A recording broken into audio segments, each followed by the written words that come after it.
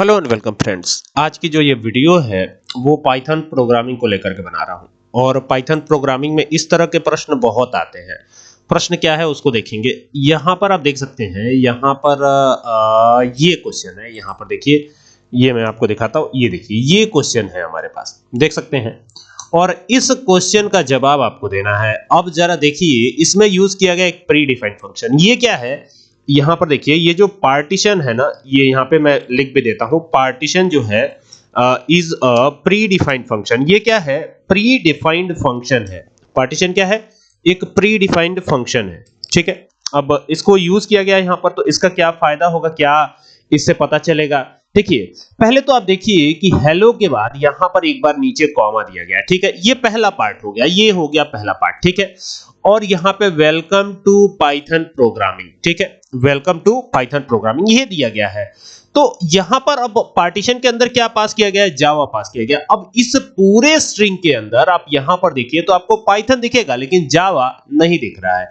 तो इसका मतलब ये है कि जावा इसमें इसको कहीं मिलेगा नहीं। पार्टीशन जावा से ही करना है इसको। और टेक्स्ट के अंदर ये स्टोर है पूरा स्ट्रिंग, तो टेक्स्ट के अंदर कहीं भी जावा लिखा हुआ मिलेगा नहीं। तो पार्टीशन ये कैसे करेगा? पार्टीशन फंक्शन पार्टीशन के लिए होता है ना, पार्ट बनाएगा इसका। तो कैसे बनाएगा? तो बनाएगा ऐसे। अच्छा, इसको स्टोर कराया गया रिजल्ट के अंदर। ये जो पार्टीशन चलेगा तो ये कहां जाके स्टोर होगा? रिजल्ट के अंदर स्टोर होगा। ठीक है, अब जब रिजल्ट के अंदर स्टोर होगा और रिजल्ट को आप प्रिंट कराएंगे तो क्या प्रिंट होगा? तो देखिए, मैं बताता हूं आपको। पहले तो आप देखिए जरा, यहां पर ये जो हेलो लिखा हुआ है, हेलो HELLO लिखा हुआ है यहाँ पर, ये पहला पार्ट हो गया। ठीक है, और फिर वेलकम टू पाइथन प्रोग्रामिंग, ये दूसरा पार्ट हो गया। ये जो लिखा हुआ है वेलकम टू पाइथन प्रोग्रामिंग, ये जो है इसका दूसरा हिस्सा बनेगा। ठीक है, पाइथन प्रोग्रामिंग। तो अभी क्या होगा कि जब ये प्रोग्राम चलेगा तो ऐसी स्थिति में होगा ये कि इन दो हिस्सों के लिए दो पार्टीशन, यानी एक तो ये पार्टीशन हो गया आपका। यहां पर एक, चूंकि जावा तो मिलेगा ही नहीं इस पूरे हिस्से में, जो जावा लिखा हुआ है ये तो कहीं फाइंड आउट हो नहीं रहा है। लेकिन दिक्कत ये है कि दो बार कॉमा, अब देखिए एक यहां पे कॉमा लगा हुआ है, तो ये एक पार्ट बन जाएगा आपका और ये जो है दूसरा पार्ट बन जाएगा।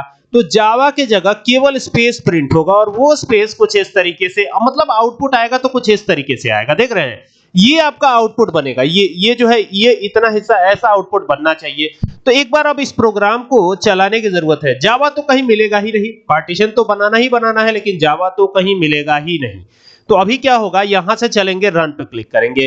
रन पे क्लिक करते इसको सेव करना होगा। मैं इसे पार्टीशन के ही नाम से क्यों ना सेव कर दूं, पार्टीशन। ये पार्टीशन कर दिया हमने और एंटर कर दिया, तो ये यहां पर सेव हो गया।